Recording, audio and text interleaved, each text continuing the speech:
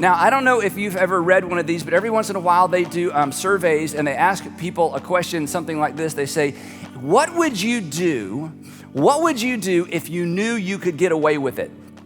What would you do if you knew you could get away with it? You wouldn't be caught, there wouldn't be any consequences, you just get off scot-free. What would you do? And the answers, if you've ever read one of these surveys, the answers are terrifying.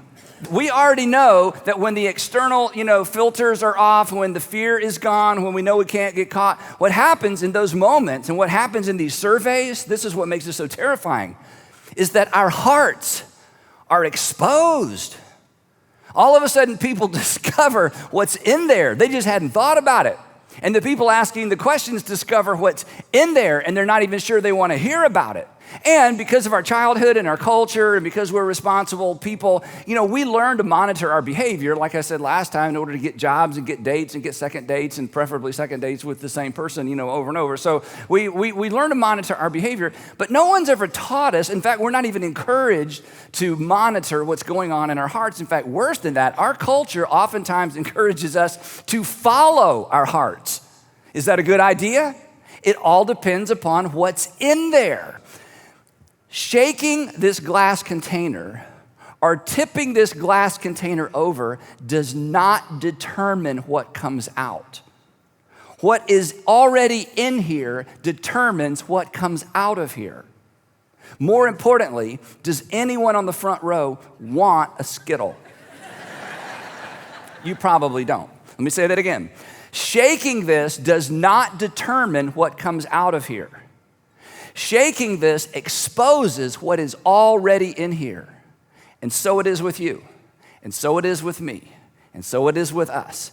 Because again, we're all guarded. We've all learned to be on our best behavior. But what comes out of us is what's in us. And it's something we all need to pay attention to. So, bottom line is we should heed Solomon's advice. Solomon was the king of Israel, lived way, way, way long time before Jesus, and he made a whole bunch of extraordinary statements in this document called Proverbs. It's part of the Jewish scripture and a part of the Christian scripture, and here's what he said. He said, above all else, as in this is the most important thing you can do. I mean, this is an extreme statement.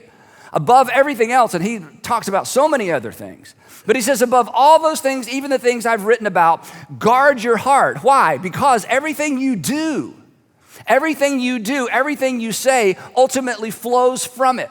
Solomon says it goes beyond behavior. Jesus says it goes beyond behavior. We have to learn to monitor our hearts because what's in here is eventually going to be out there. Think about this. What your parents carried in their hearts eventually spilled out on each other and ultimately spilled out on you.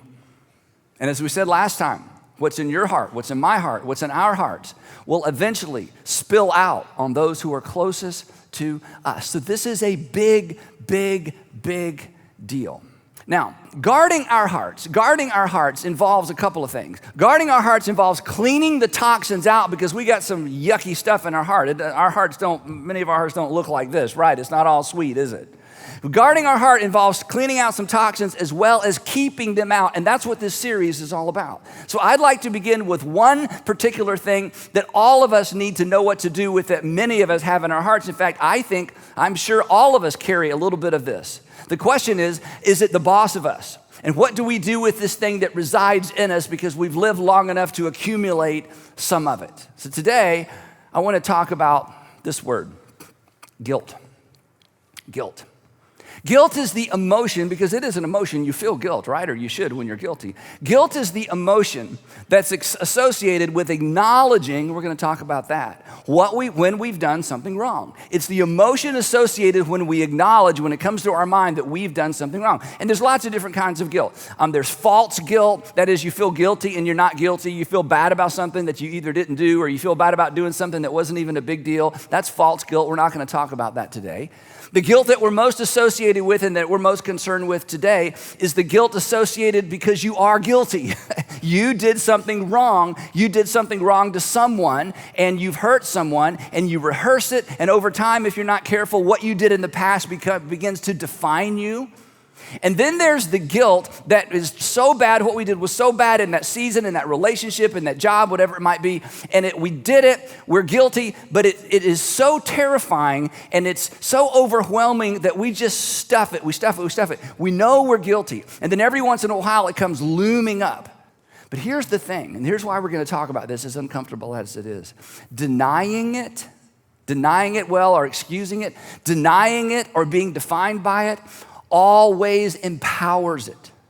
And guilt throws you and throws me off balance. And when guilt throws us off balance in our relationships, especially the relationships most important to us, guilt becomes the boss of us. We experience guilt as a weight that throws us off balance. You may have picked up your weight at work, but then you brought it home. You may have picked up your guilt weight in college, but then you took it into the next season of life. You may have picked up your weight of guilt on a business trip, but then you brought it back home. Your guilt, my guilt, it travels with us. And if we don't resolve it, guilt evolves into anger. Because at the end of the day, you're angry with yourself. And I'm angry with myself. I did not live up to my expectations. And the problem with anger is that anger leaks. You've disappointed you, but now you're constantly disappointed with the people who are closest to you. You didn't live up to your expectations, and now nobody else can live up to your expectations either.